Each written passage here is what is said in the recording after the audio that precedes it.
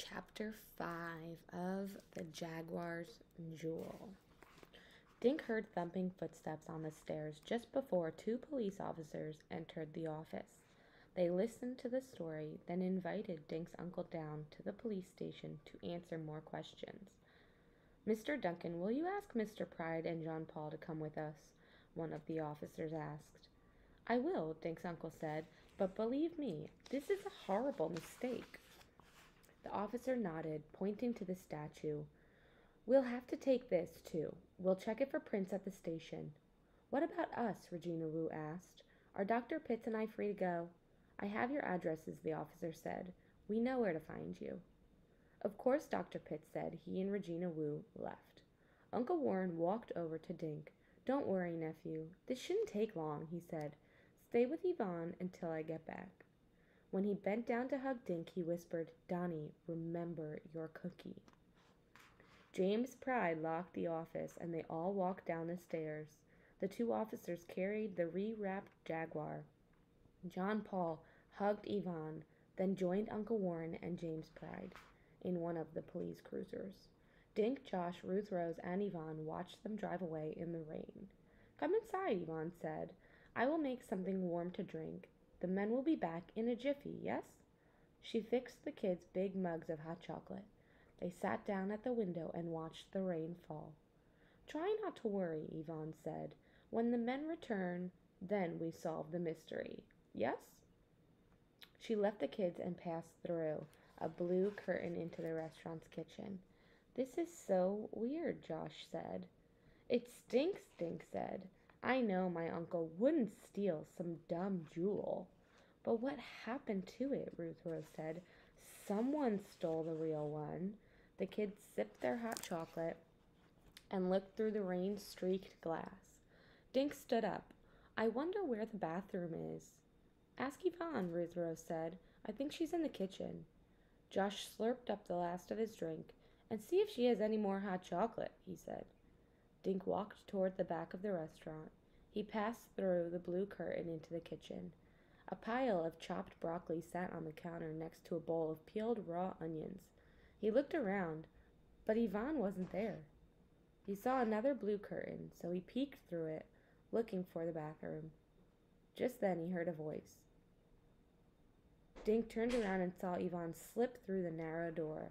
When the door closed behind her, it disappeared. Dink blinked his eyes. The door was gone. There was no frame, no knob, and no hinges. He shook his head. Was he seeing things? Dink found the bathroom, used it, then hurried back to Josh and Ruth Rose. "Guys, listen to this," Dink told them about Yvonne and the vanishing door. "After she shut the door, it disappeared. Honest." "Disappearing doors?" Josh scoffed. "Maybe it's her private bathroom or something," Ruth Rose said. Suddenly, Dink remembered what his uncle had said to him. "When my uncle hugged me downstairs, he whispered, 'Remember your cookie,' in my ear." Josh grinned. "Maybe he was hungry," he said. "Or maybe he was telling you to remember the fortune in your cookie," Ruth Rose said. "I saved it," Dink said. He reached into his jacket pocket. "What?" Dink pulled out his uncle's brass key ring. "Where'd this come from?" "That looks like the key to your uncle's office," Josh said. "You're right," Dink said. "He must have dropped it into my pocket when he hugged me." Dink reached back into his pocket and pulled out the slip of paper from his fortune cookie. "Your eyes will play tricks on you," he read. "Your fortune is already coming true," Ruth Rose said. "I wonder if mine will. I'm supposed to find a treasure." "Look," said Josh suddenly. He pointed out the window. "There's that jewelry lady." Regina Wu hurried past the restaurant. The kids watched her slip inside the green door that led up to Uncle Warren's office. "Why is she going back up there?" Dink asked. Just then, Yvonne came through the blue curtain. She was carrying a pitcher and a plate of cookies. "More hot chocolate?" she asked. "And some of my special cranberry cookies?"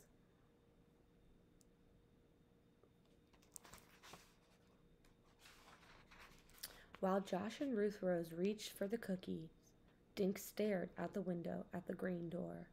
Suddenly, the door opened and Regina Wu stepped back outside.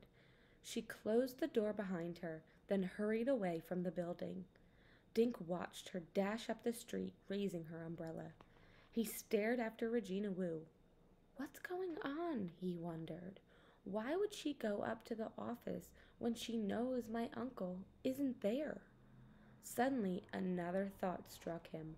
Unless she went up to the office because he isn't there.